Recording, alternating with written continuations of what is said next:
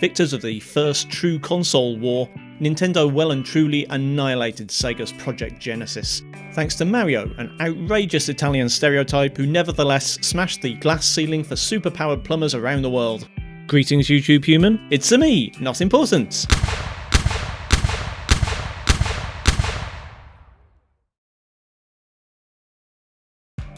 Number 10, Final Fantasy VI. Okay, things wrong with this title. Firstly, if your Final Fantasy comes in more than 5 parts, many of which bear no relation to each other, is it really that final? And fourth, this game was actually known as Final Fantasy III for most of the world, as 3 of the other Final Fantasies hadn't released outside of Japan at this point. Final Fantasy III, 6, whatever, is an epic, sprawling RPG that exceeds expectations for a 16-bit title from 1994, sold over 3.4 million copies, and paved the way for the even more successful sequels. Number 9, Donkey Kong Country 3, Dixie Kong's Double Trouble. Despite the subtitle reading like something you find on the shelf of an adult movie store, don't ask me how I know that, this is of course the third entry in Rare's smash hit platform series. Third chapters in game series at the time were more often than not just simple cash-ins on successful formulae, and DK3 wasn't not that, but it did improve graphics and gameplay over the previous entries. Donkey Kong Country 3 sold just over 3.5 million copies after its release in late 1996. Number 8, Super Mario World 2, Yoshi's Island. Looking at the footage, you'd be forgiven for thinking Yoshi's Island released far later than its actual 1995 launch. Boasting a hand-drawn aesthetic that modern indie titles go overboard to emulate, this follow-up to Super Mario World blew everyone's minds at the time. One of the most beloved SNES titles of all time, Super Mario World 2 Yoshi's Island sold over 4.1 million copies. Number 7, The Legend of Zelda: A Link to the Past.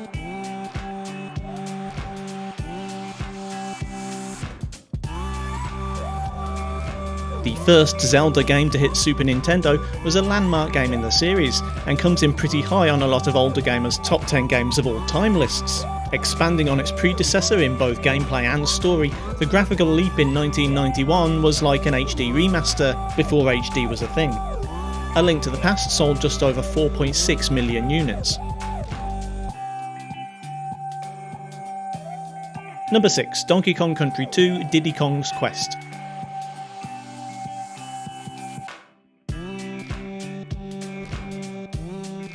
Rare's Donkey Kong Country games are instantly recognisable for their incredible graphics and unique art style, and this sequel did plenty to contribute to that reputation. DKC 1 wasn't broke, and Diddy Kong's Quest didn't fix it, and while it didn't quite match its predecessor for sales, it still managed to shift a healthy 5.15 million cartridges. Number 5, Super Mario Kart.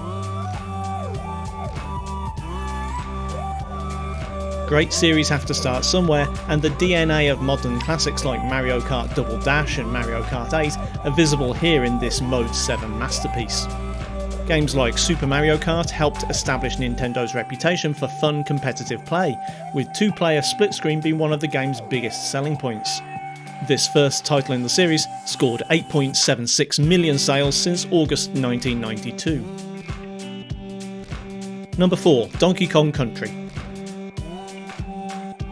Games just didn't look like this in 1994. Sure, it was just a side-scrolling platformer with great gameplay and level design, but what grabbed everybody's attention was the stunning sprites created from individually rendered CGI frames on Silicon Graphics workstations, a collaboration that would later bring us the N64. Donkey Kong Country was a defining game in the industry, garnering critical acclaim and amazing sales success, marking the third biggest selling single game on the platform with 9.3 million copies sold. Number 3, Street Fighter 2, The World Warrior and Hyper Fighting. I'm cheating a little here as this is strictly 2 titles launched 13 months apart, but I didn't really want to talk about virtually the same game twice. Street Fighter 2 was potentially one of the biggest revenue generators in gaming of the 1990s, and I guess Capcom can't be completely blamed for double dipping on the SNES.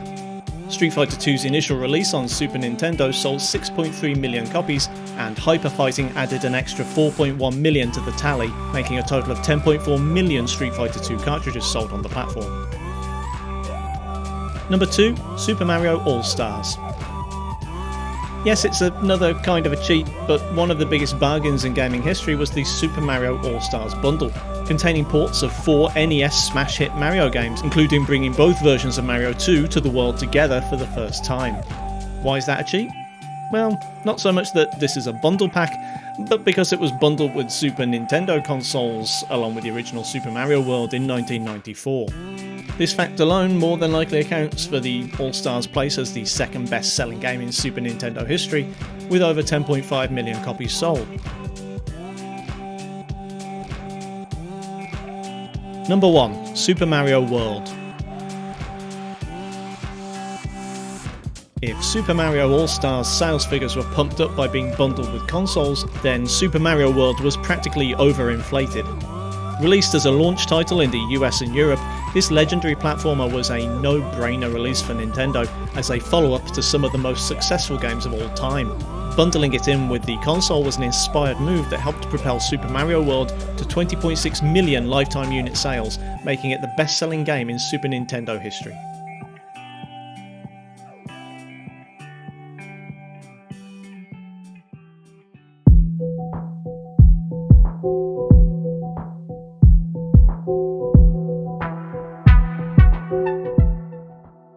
And that's my list. What do you think of me calling it the SNES? Does that really get on people's nerves? It was a British thing, I think. But let me know how much you hated it down below.